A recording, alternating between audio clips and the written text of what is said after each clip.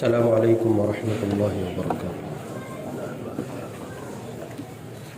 الحمد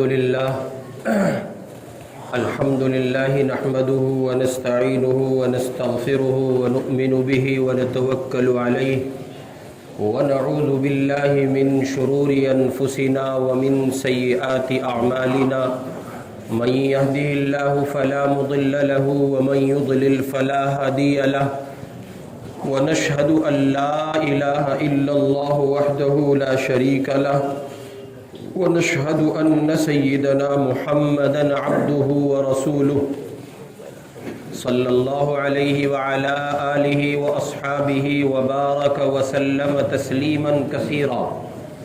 أما بعد فأعوذ بالله من الشيطان الرجيم. بسم الله الرحمن الرحيم. يا أيها الذين آمنوا ادخلوا في السلم كافة ولا تتبعوا خطوات الشيطان إنه لكم عدو مبين. وقال رسول الله صلى الله عليه وسلم: لا تدخلون الجنة حتى تؤمنوا ولا تؤمنوا حتى تحابوا أولا أدلكم على شيء إذا فعلتموه تحاببتم أفشوا السلام بينكم أو كما قال رسول الله صلى الله عليه وسلم.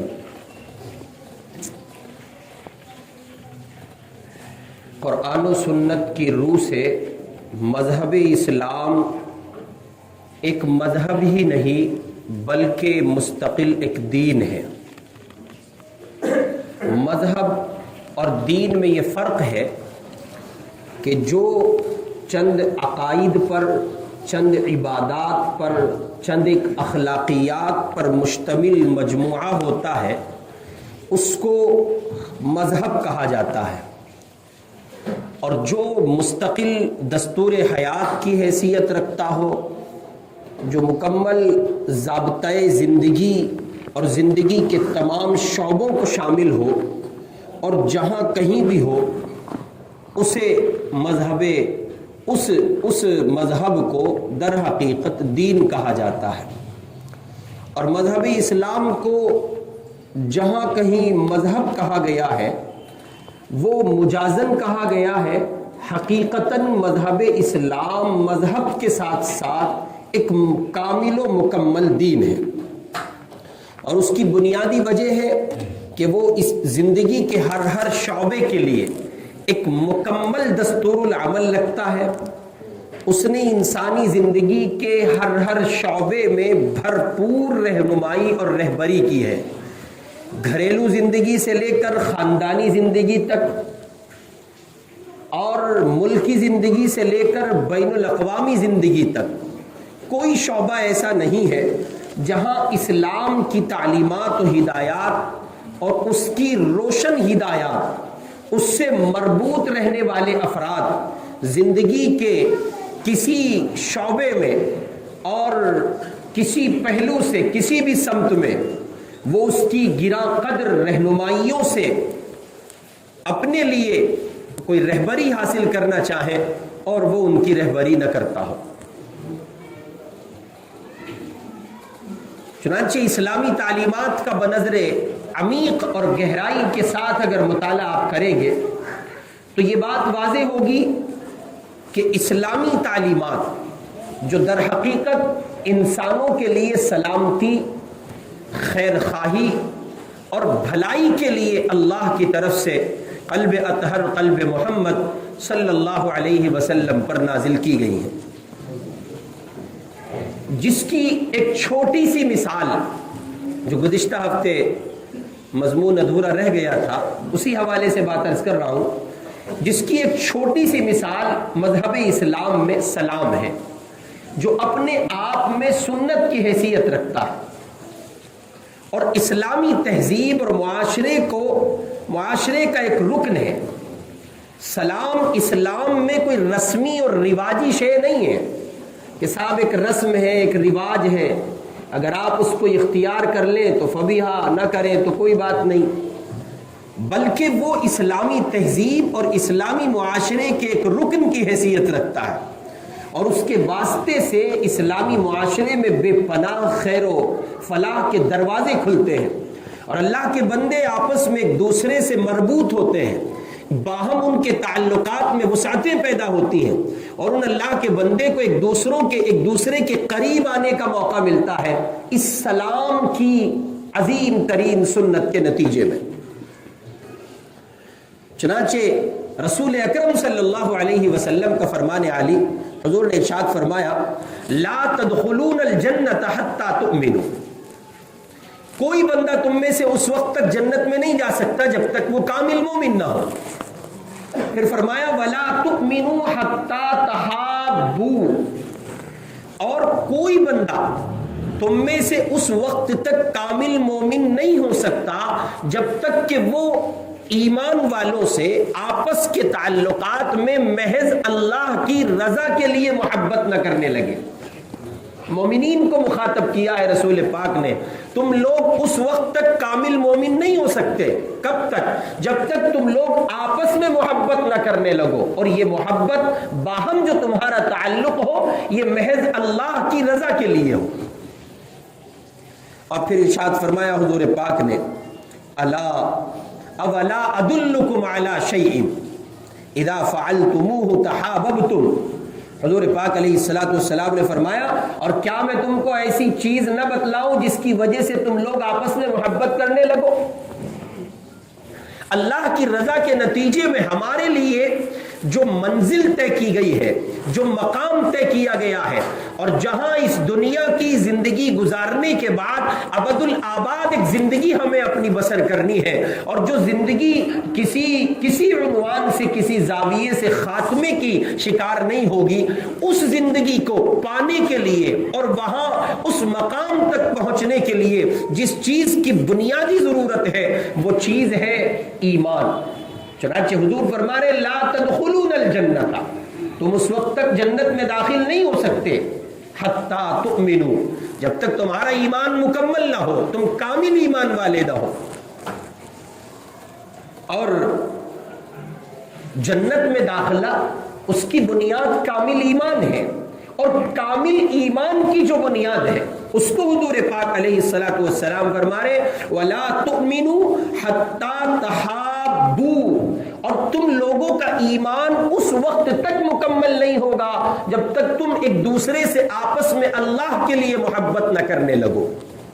اب پھر حضور پتہ بتا رہے اس چیز کا جس کے ذریعے ہم اور آپ آپس میں محبت کرنے لگ جائیں گے۔ جنت میں جانے کے لیے ایمان ضروری ہے، اور ایمان کی تکمیل کے لیے، اس کی کاملیت کے لیے، اس کے مکمل ہونے کے لیے، اس کے حسن کے لیے، اس کے نکھار کے لیے جس چیز کی بنیادی ضرورت ہے وہ اہل ایمان کا آپس میں محبت کرنا ہے۔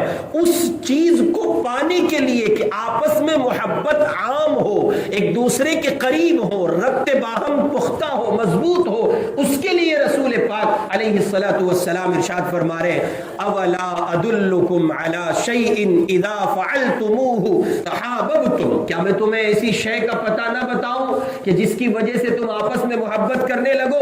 تو صحابہ کرام رضوان اللہ علیہم اجمعین جو حضور علیہ الصلوۃ والسلام کے اولین شاگرد مخاطب ہیں، اولین آپ کے وہ مجلس کے افراد ہیں، اور سب سے پہلے تعلیمات رسول حضور پاک علیہ الصلوۃ والسلام نے جن کو براہ راست سنائی ہے وہ صحابہ کرام کا مقدس مجمع آپ کی مجلس میں موجود ہے۔ آپ نے ان سے یہ بات فرمائی تو انہوں نے کہا جی اللہ کے محبوب ضرور ارشاد فرمائے۔ اس پر حضور نے فرمایا افشوا السلام بینکم، جنت میں جانا ہے تو ایمان چاہیے، اور ایمان کی کاملیت کے لیے تمہارا اللہ کے لیے آپس میں محبت کرنا ہے، اور تم آپس میں محبت کیسے کرو گے، اس کا سبب کیا ہے، ریزن کیا ہے، وہ دوا کیا ہے، وہ نسخہ کیا ہے جس کی وجہ سے تم ایک دوسرے سے محبت کرنے لگو۔ آقا فرما رہے افشوا السلام بینکم، آپس میں ایک دوسرے کو سلام کیا کرو، اس سے محبت بڑھے گی۔ آپس میں سلام کو خوب پھیلاؤ، اس بنیاد پر سلام کیا جائے کہ یہ مومن ہے، مسلم ہے، اس بنیاد پر نہیں کہ میں ان کو نہیں جانتا، میرا ان سے کوئی تعلق نہیں ہے۔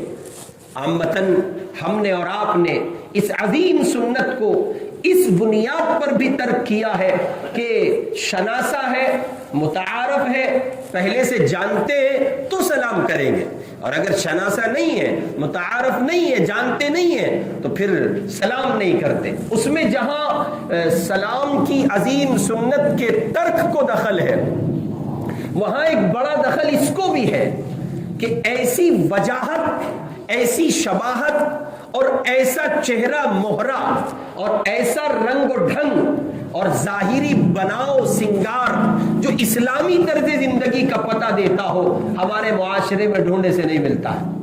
چنانچہ کئی بار ایسا ہوتا ہے جب آدمی لانگ روٹ پر سفر کر رہا ہوتا ہے تو کئی بار ایسا ہوتا ہے کہ سامنے والا بندہ بھی مسلم ہے اور یہ اپنے آپ میں خود ایک مسلمان ہے، لیکن اس کی اپنی جو ظاہری حالت ہے وہ بھی ایسی نہیں ہے جس سے اسلام کا پتہ چلتا ہو، اور اس کی اپنی حالت بھی ظاہری ایسی نہیں ہے جس سے اسلام کا پتہ چلتا ہو، اور یہ لوگ ایک لمبی مسافت طے کر چکے ہوتے ہیں اور ایک دوسرے سے خائف پر تکلف بیٹھے رہتے ہیں۔ اگر ماحول گرم ہے اور ملک کی فضا سلامت نہیں ہے تو خائف رہتے ہیں، اور اگر یہ ماحول عام ہے، سازگار ماحول ہے تو پر تکلف رہتے ہیں۔ جبکہ یہ ایک کلمہ جس کو سلام کہا گیا ہے، یہ ایک دعائیہ جملہ جو ہمارے تعارف کے لیے بھی ہے، آپس کے پیار و محبت اور انس پیدا کرنے کے لیے بھی ہے۔ جب ہم نے کسی مسلمان سے یہ کہہ دیا السلام علیکم ورحمۃ اللہ، تو اس کے نتیجے میں اس سلام کی برکت سے وہ اللہ کا بندہ ہمارے اور ہم اس اللہ کے بندے کے قریب آ گئے۔ آپس میں جو ایک تکلف ہے، جو ایک دوری ہے، وہ قرب میں بدل جاتی ہے، صرف اس لیے کہ یہ رسول پاک صلی اللہ علیہ وسلم کی ایک عظیم سنت ہے، اور اس سنت کے نتیجے میں پیار و محبت بڑھتا ہے۔ چنانچہ حضور نے فرمایا افشوا السلام بینکم، آپس میں سلام کو خوب پھیلاؤ۔ پھر ایک بنیادی بات یہ ہے کہ دنیا کی جتنی قومیں ہیں، جتنے مذاہب ہیں، جتنے مذاہب کے ماننے والے ہیں، ان سب کے یہاں بوقت ملاقات ایک دوسرے سے متعارف ہونے کے لیے، ایک دوسرے کے قریب آنے کے لیے، ایک دوسرے سے انس پیدا کرنے کے لیے کچھ نہ کچھ ایک ایسا کلمہ اور ایسا جملہ ہوتا ہے جس سے وہ ایک دوسرے سے متعارف ہوتے ہیں۔ چنانچہ آپ غور کریں، ہمارے اپنے برادران وطن میں بڑی تعداد ایسی ہے جو آپس کی ملاقات کے وقت میں لفظ رام رام کا استعمال کرتے ہیں، اور اس کے علاوہ بہت سے کلمات ہیں۔ اور یورپین کلچر میں اگر آپ کسی سے صبح کے وقت میں ملتے ہیں تو وہ گڈ مارننگ کہہ کے آپ سے ہم کلام ہونے کی کوشش کرتا ہے، اور وہ اپنے آپ کو آپ سے متعارف کراتا ہے، اس جملے کی بنیاد پر ایک انس چاہتا ہے۔ شام میں ملاقات کرتے ہیں تو وہ آپ سے گڈ ایوننگ کہے گا، اس کی وجہ بھی یہی ہے، اور اگر آپ اس سے رات گئے ملاقات کریں گے تو وہ گڈ نائٹ کا لفظ استعمال کرے گا، اس کی وجہ بھی یہی ہے، تاکہ آپس میں ایک انس پیدا ہو جائے۔ جو ایک تکلف ہے وہ پر تکلف ماحول بے تکلف ماحول میں تبدیل ہو جائے۔ چنانچہ ایک صحابی ہیں سیدنا عمران بن حسین رضی اللہ تعالی عنہ، وہ زمانے جاہلیت کے حالات نقل کرتے ہیں، ابو داؤد شریف کی روایت ہے، وہ کہتے ہیں کہ ہم لوگ جب آپس میں ایک دوسرے سے ملتے تھے اسلام لانے سے پہلے، تو ہمارے یہاں بھی تہذیب کے طور پر چند ایک جملے رائج تھے، ان میں سے ایک جملہ تھا حیاک اللہ، اللہ تمہیں زندہ رکھے۔ یہ ایک جملہ جب وہ آپس میں ملاقات کرتے تھے، عرب کا مزاج بہادرانہ تھا، عرب کا مزاج شجاع پر مشتمل، ان کی طبیعتوں میں شجاعت تھی، بہادری تھی، وہ نڈر اور بے خوف، چنانچہ وہ ایسے ہی نام رکھنے پسند کرتے تھے جن سے بہادری چھلکتی ہو، ایسے ہی کلمات اپنی زبان سے دعاؤں کے طور پر ایک دوسرے کے لیے کہتے تھے جن سے بہادری چھلکتی ہو۔ چنانچہ حضرت عمران کہتے ہیں کہ ہم لوگ جب آپس میں ملاقات کرتے تو ہم کہتے حیاک اللہ، اللہ تمہیں زندہ رکھے، اور اسی کے ساتھ ساتھ انعم اللہ بک عینا، وہ کہتے ہیں یعنی اللہ تمہاری آنکھوں کو ٹھنڈک عطا کرے۔ ایسے جب کسی سے ملاقات صبح کے وقت میں ہوتی تو وہ کہتے انعم صباحا، اللہ تعالیٰ تمہاری صبح کو خوشگوار بنائے۔ اور بہت سے جملے ہو سکتے ہیں۔ پھر وہ کہتے ہیں کہ جب اسلام کا آفتاب طلوع ہوا اور رسول پاک علیہ الصلوۃ والسلام کے دین سے وابستگی ہم لوگوں کو میسر آئی اور نصیب ہوئی، پھر اللہ کے نبی نے اس زمانے جاہلیت کے تمام رسم و رواج کا خاتمہ کیا اور ایک نیا نظام آپ نے عطا کیا جو سراسر بھلائی، محبت، پیار، امن، سکون، چاہت پر مشتمل تھا، جس کے ایک ایک لفظ سے پیار ٹپکتا ہے، جس کے ایک ایک جملے سے محبت چھلکتی ہے، جس کے زندہ کرنے کے بعد نہ صرف یہ کہ دوری قرب میں بدلتی ہے، نہ صرف یہ کہ پرتکلف ماحول تبدیل ہو کر بے تکلف ہو جاتا ہے، نہ صرف یہ کہ اجنبی دوست بن جاتا ہے، بلکہ یہ سب کچھ ملنے کے باوجود اللہ اور اس کے رسول کی محبت اور اللہ اور اس کے رسول کی رضا بھی حاصل ہوتی ہے۔ چنانچہ وہ کہتے ہیں کہ آپ صلی اللہ علیہ وسلم نے اس طرز زندگی کو بدل کر ہمیں السلام علیکم کہنے کا طریقہ جاری فرمایا۔ اس کے معنی ہے اللہ کی رحمت ہو تم پر اور سلامتی ہو۔ اب یہ جو ایک جملہ ہے سلام، چنانچہ ملا علی قاری رحمۃ اللہ علیہ لکھتے ہیں السلام اسم من اسماء اللہ وضعہ اللہ فی الارض۔ وہ کہتے ہیں سلام تو در حقیقت اللہ کا وہ پیارا نام ہے جس کو اللہ نے اپنی رحمت سے زمین پر اتارا ہے، لہذا اس سے بہتر کوئی سلام نہیں ہو سکتا، اس سے بہتر کوئی جملہ اہل ایمان کے لیے آپس میں جب وہ ایک دوسرے سے ملاقات کریں، ملیں، انس پیدا کرنے، متعارف ہونے اور ایک دوسرے کے قریب آنے کے لیے اس سے بہتر جملہ نہیں ہو سکتا۔ چنانچہ یہ اللہ کے ناموں میں سے ایک نام ہے، اللہ کی ذات سراپا برکت ہے، پھر اس کے ناموں میں سے ایک نام کو اس تہذیب کو فروغ دینے کے لیے اللہ تعالیٰ نے زمین پر وضع کیا ہے۔ چنانچہ حضرت شیخ الاسلام مولانا تقی عثمانی دامت برکاتہم العالیہ ارشاد فرماتے ہیں کہ ابتداء اسلام میں جب اسلام کی ابتدا تھی، اسلام آیا تھا، نیا زمانہ تھا اسلام کا، وہ کہتے ہیں کہ ایک مرتبہ ایک صحابی رسول نے رسول پاک صلی اللہ علیہ وسلم کو سلام کیا۔ جب انہوں نے سلام کیا تو اللہ کے محبوب نے ان کے سلام کا جواب نہیں دیا، ان کے سلام کا جواب نہیں دیا، اور اس جواب نہ دینے کی وجہ یہ تھی کہ اتفاق تھا ایسا کہ آپ اس وقت وضو سے نہیں تھے، اس لیے آپ نے اس بات کو گوارا نہیں فرمایا، آپ نے اس کو پسند نہیں فرمایا کہ اللہ کا یہ پاک نام آپ اپنی زبان سے بغیر وضو کے ادا کریں۔ چنانچہ آپ نے وہ صحابی رسول سے یہ بات ارشاد فرمائی۔ پھر سلام کی جو مشروعیت ہے اور اس کی جو جامعیت ہے اس پر بھی ذرا اندازہ لگائیں، یعنی سلام کا جو رواج ہے اور سلام کی جو ابتدا ہے، پھر اس کلمے کے کہنے اور اس کے نفاذ کے پیچھے کیا کچھ حکمتیں پنہا ہیں، آپ غور کریں۔ ہمارے حضرت مولانا نعیم صاحب سابق شیخ الحدیث دارالعلوم وقف دیوبند، وہ فرماتے ہیں کہ اللہ تعالیٰ نے سلام مسنون کی جو ابتدا رسول پاک علیہ الصلوۃ والسلام کے دین کے واسطے سے فرمائی ہے، وہ کچھ اس زمانے کی ہے جب مکہ مکرمہ میں اہل اسلام کی تعداد بہت کم ہے،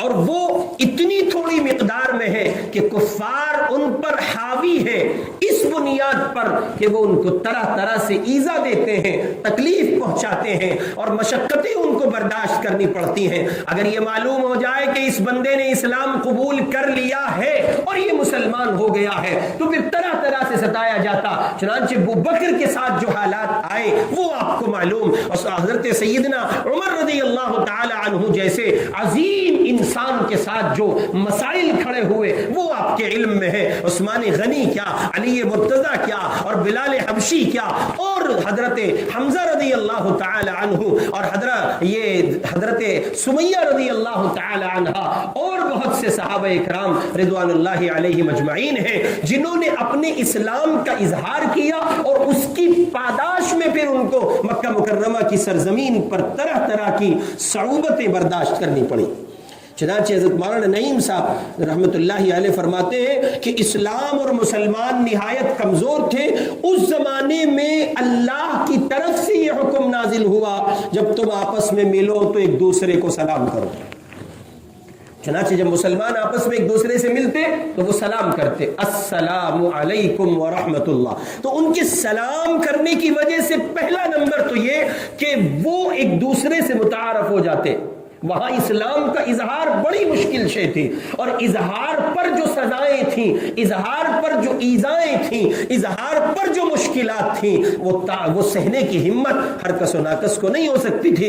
چنانچہ ان مشقتوں کے پہلوؤں کے خاتمے کے لیے بھی ایک پیاری تدبیر تھی جو آپ صلی اللہ علیہ وسلم کے دین کے واسطے سے حضرات صحابہ کرام رضوان اللہ علیہم اجمعین کو میسر آئی۔ حضور پاک نے یہ ارشاد فرمایا، آپس میں جب ایک دوسرے سے ملو تو سلام کرو۔ تو پہلا کام تو صحابہ کا مکے کی زمین پر سلام کرنے سے یہ حل ہوتا کہ وہ جیسے ایک دوسرے کو سلام کرتے تو متعارف ہو جاتے، یہ بھی مسلمان ہے اور میں بھی مسلمان۔ دوسری بات یہ کہ اب ان اللہ کے بندوں کے درمیان جو پہلے سے پرتکلف ماحول تھا وہ بدلا، اور اس کے نتیجے میں ایک اپنا پن واضح ہوا، اور جو دوری تھی وہ قرب میں تبدیل ہوئی، اور جو اب تک غیر مانوس تھے ایک دوسرے سے وہ مانوس ہو گئے، اور سامنے والے نے ایک دوسرے کو دیکھ کر دونوں نے اپنے قلب کی دنیا میں اس خوشی کا اظہار کیا،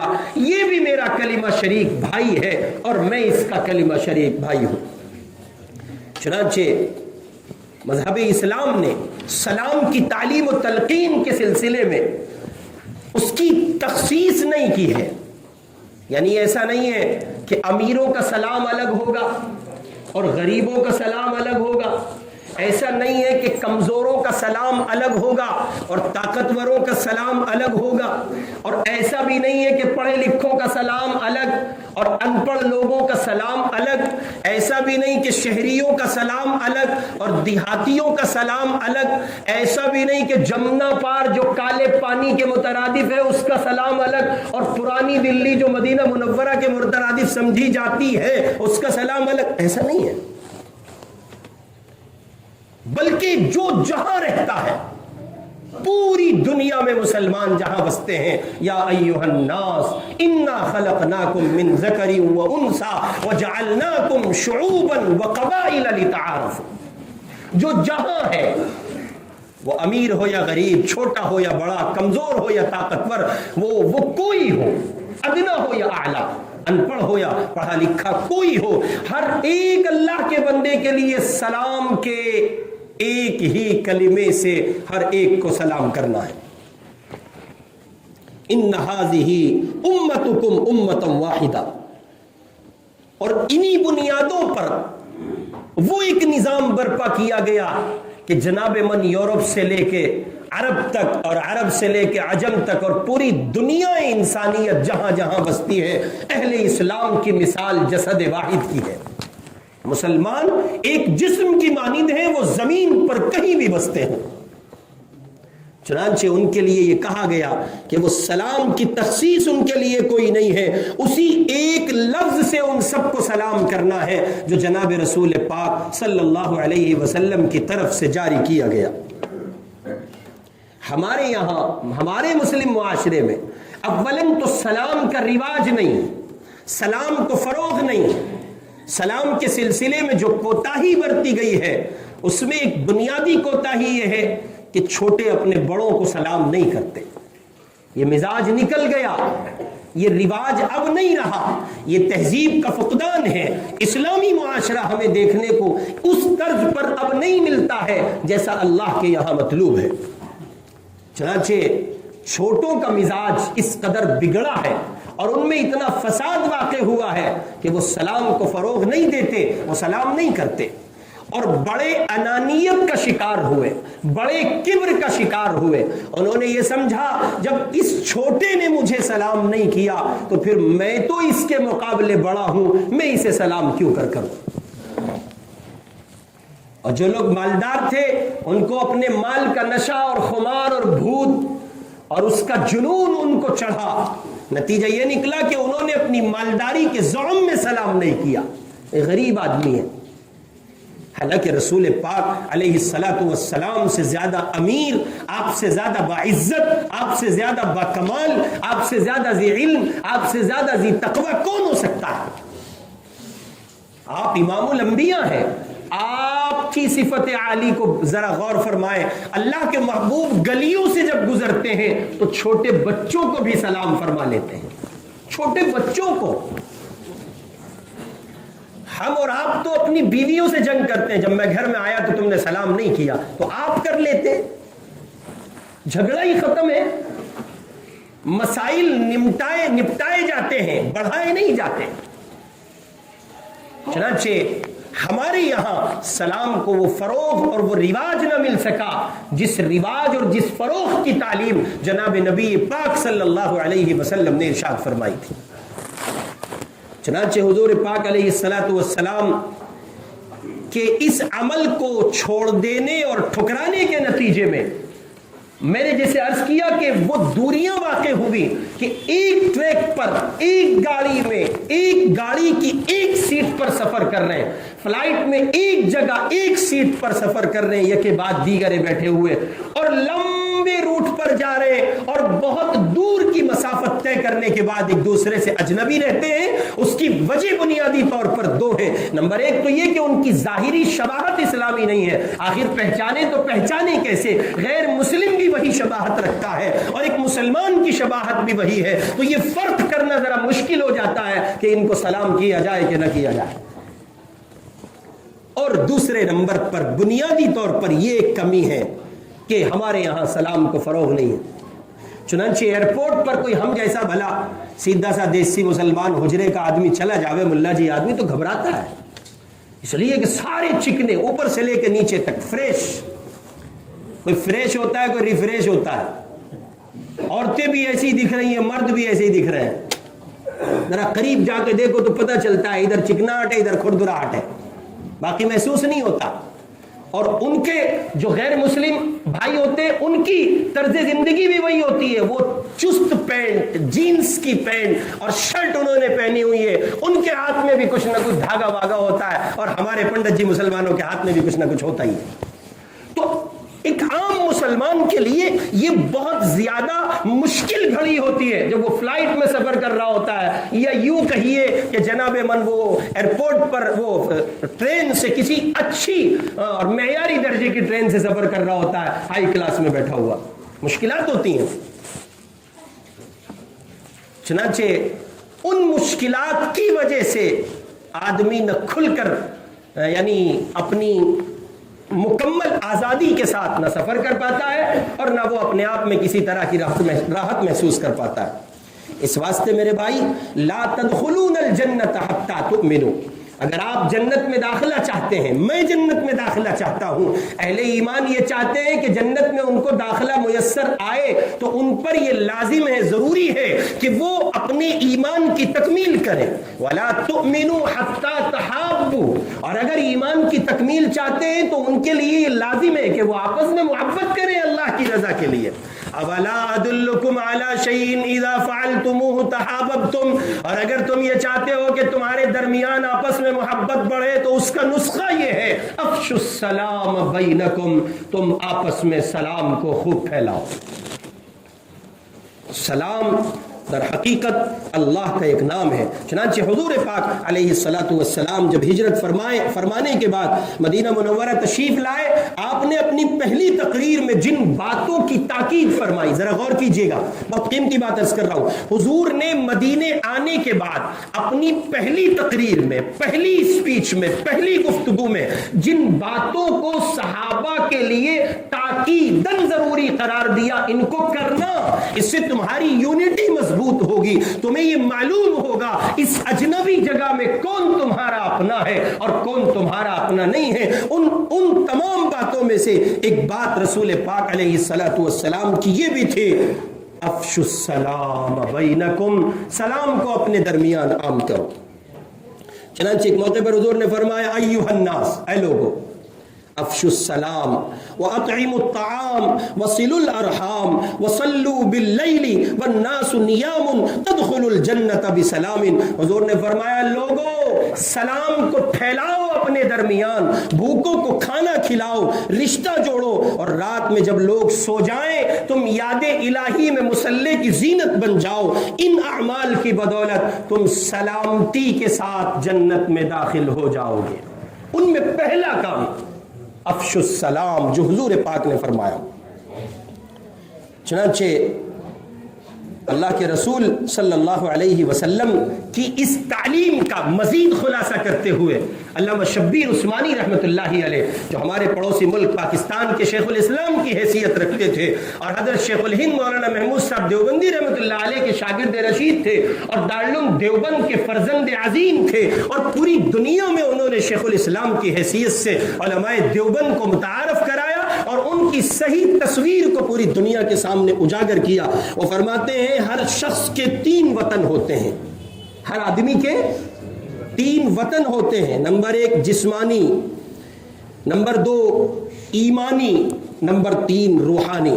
وطن جسمانی تو وہ جگہ جہاں وہ پیدا ہوا ہے، وطن جسمانی وہ جگہ جہاں وہ پیدا ہوا ہے. وطن ایمانی ہر مومن کا مدینۃ الرسول ہے، اللہ کے محبوب کا شہر ہے.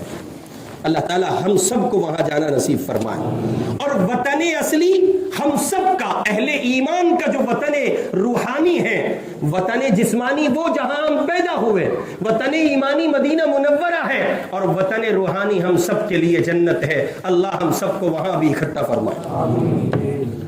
چنانچہ حدیث پاک سے یہ بات معلوم ہوئی کہ سلام محبت و امن کا پیغام ہونے کے علاوہ دخول دار السلام یعنی جنت کا سبب بھی ہے. سلام کے لیے صرف امن و محبت کو فروغ نہیں ملتا ہے سلام کی وجہ سے، بلکہ اس سے آگے بڑھ کر سلام کرنے کی وجہ سے ہم لوگ جنت کی منازل طے کر رہے ہیں. اس عمل کو، اس سنت کو، اس عظیم سنت کو اگر ہم نے اسی طور پر رواج دیا، جاری رکھا، اور ہم مسلمان آپس میں ایک دوسرے کو سلام کرتے رہے، تو نتیجہ یہ ہوگا کہ عافیت و سلامتی کے ساتھ جنت میں چلے جائیں گے انشاءاللہ. چنانچہ اس پر چند ایک واقعات حضرات صحابہ اکرام رضوان اللہ علیہ مجمعین کی زندگی سے آپ دیکھیں. حضرت ابی بن کعب رضی اللہ تعالی عنہ کے بیٹے ہیں حضرت طفیل رضی اللہ عنہ. وہ کہتے ہیں کہ میں حضرت عبداللہ بن عمر رضی اللہ تعالی عنہ کی خدمت میں حاضر ہوا. عبداللہ ابن عمر حضرت عمر کے بیٹے ہیں اور انتہائی بڑے درجے کے صحابی ہیں. وہ کہتے ہیں کہ میں ان کی خدمت میں حاضر ہوا اور میرا معمول تھا کہ میں ان کی خدمت میں حاضر ہوتا، ان کے یہاں جاتا، ملاقات کرتا. اور فرماتے ہیں جب بھی میں ان کے پاس جاتا ملاقات کے لیے، وہ میرا ہاتھ پکڑتے اور کہتے آؤ بازار چلتے ہیں. کہاں چلتے ہیں؟ بازار چلتے ہیں. حضرت طفیل کا بیان ہے کہ وہ مجھے بازار لے جاتے اور بازار جاتے ہوئے جس فقیر کے، مسکین کے قریب سے وہ گزرتے اسے سلام کرتے ہوئے گزرتے، کہتے السلام علیکم ورحمۃ اللہ وبرکاتہ. پھر کسی دکاندار کے قریب سے گزرتے تو اسے کہتے السلام علیکم ورحمۃ اللہ وبرکاتہ. پھر واپسی میں لوٹتے ہوئے سلام کرتے. نہ کوئی سامان خریدتے، نہ کسی سامان کا بھاؤ پوچھتے، نہ کسی سے بھاؤ تاؤ کرتے، نہ سبزی، نہ پھل، نہ کوئی اور شے وہ بازار سے خریدتے. یوں جاتے اور چلے آتے. حضرت طفیل کا بیان ہے کہ میں پھر ایک مرتبہ ان کی خدمت میں حاضر ہوا. انہوں نے مجھ سے کہا چلو بازار چلتے ہیں. تو میں نے ان سے کہا حضرت آپ کو لینا تو کچھ نہیں، آپ کو خریدنا تو کچھ نہیں، ضرورت تو کچھ نہیں، یوں ہی جاتے ہیں چلے آتے ہیں. پھر یہیں بیٹھ کر کچھ دیر باتیں نہ کر لیں، ہم کلام نہ ہو جائیں، میں آپ سے کچھ فیض حاصل کر لوں. حضرت عبداللہ بن عمر رضی اللہ تعالی عنہ جو حضرت عمر کے بیٹے ہیں، حضور کے صحابی ہیں، وہ کہتے ہیں بھائی ہم تو صرف اس غرض سے، اس نیت سے بازار جاتے ہیں کہ جو سامنے آئے اسے سلام کریں. جو سامنے آئے ہم اسے سلام کریں، اور ہر سلام پر اللہ کی رحمتیں اور برکتیں کما کر اللہ کے بندوں کے جوابی سلام کے ذریعے دعائیں حاصل کرتے ہوئے اپنے گھر لوٹ آئے. یہ صحابی رسول کا طرز عمل ہے. ایک ہم ہیں جو اسی میں رہتے ہیں صاحب، ہمیں کوئی کر لے سلام، اسی نظریے پر جیتے رہتے ہیں. چنانچہ حضرت معروف کرخی رحمۃ اللہ علیہ کے لیے کے متعلق منقول ہے، ایک مرتبہ کہیں تشریف لے جا رہے تھے، راستے میں انہوں نے ایک سکے کو دیکھا جو بیچارہ پانی پلا رہا تھا، آواز دے رہا تھا. کیا کہتا تھا؟ کہتا تھا اللہ اس بندے پر رحم کرے جو مجھ سے پانی پیے. معروف کرخی بڑے درجے کے اللہ والے ہیں. یہ سن کر آپ اس سکے کے پاس گئے، اس سے پانی لیا، پانی لے کر نوش فرمایا، پیا. خدام میں سے کسی نے کہا حضرت آپ تو روزے سے تھے، آپ تو، ارے بول کے بتا دو، بریانی تو کھائی ہوگی، آپ تو روزے سے تھے.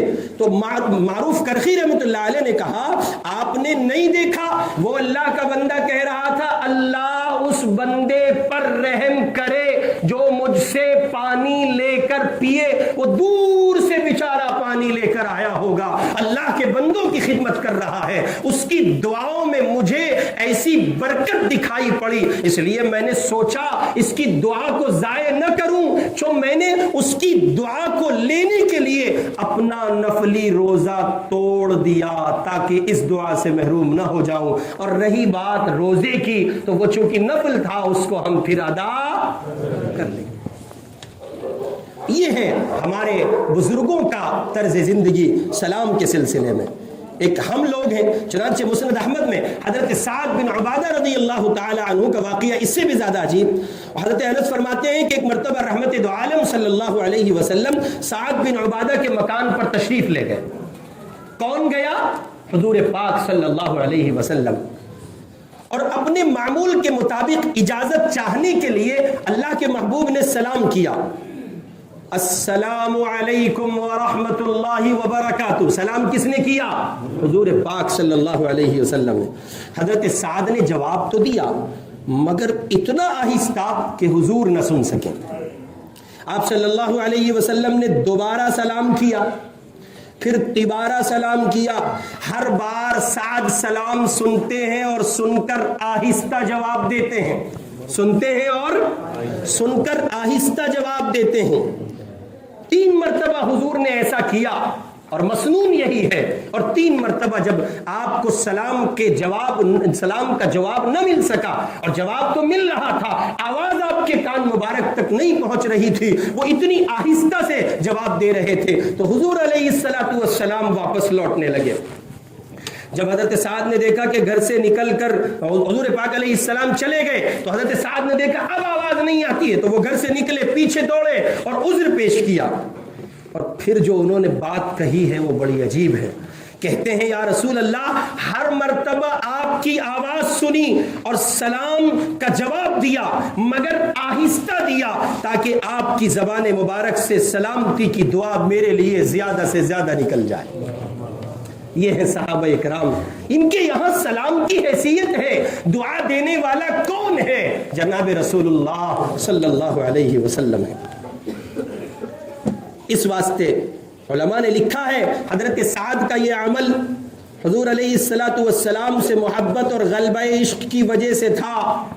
ہمیں اور آپ کو ایسا کرنے کی اجازت نہیں ہے. پتہ چلا آپ کے یہاں کوئی مولوی صاحب آ جائیں اور سلام پہ سلام کیے جا رہے ہیں اور آپ ہیں کہ سکون اطمینان سے تشریف فرما ہے. ایسا نہیں کرنا.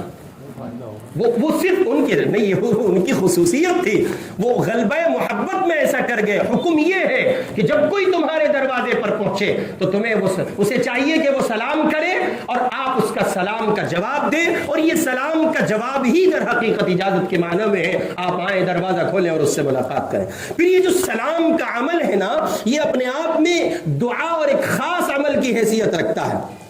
چنانچہ اس کے احکامات میں بنیادی طور پر آپ یہ بات جان لیں کہ سلام کرنا سنت ہے.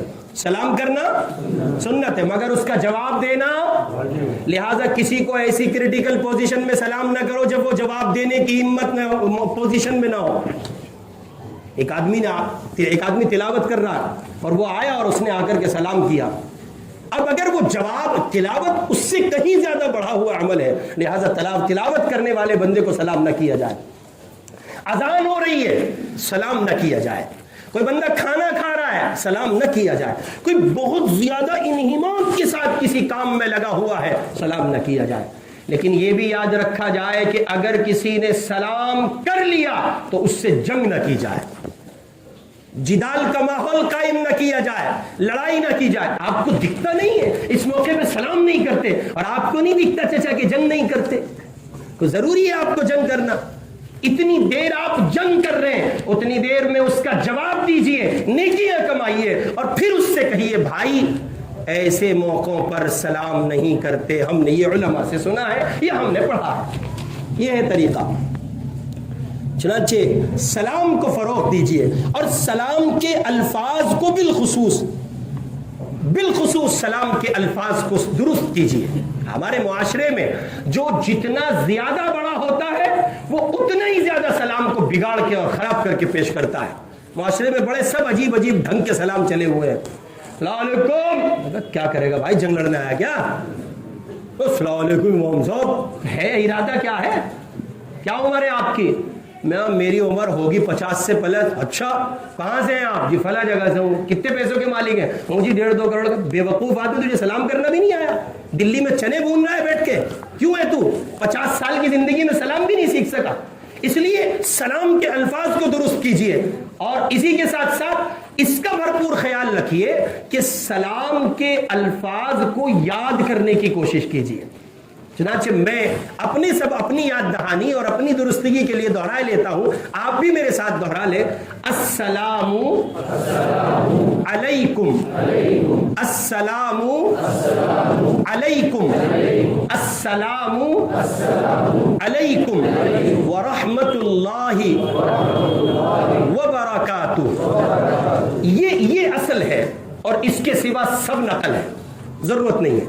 ہمارے یعنی مذہب اسلام نے جو سلام کو رواج دیا ہے وہ ان کلمات کے ساتھ ہے، لہذا اس طرح سلام کریں، السلام علیکم ورحمۃ اللہ وبرکاتہ۔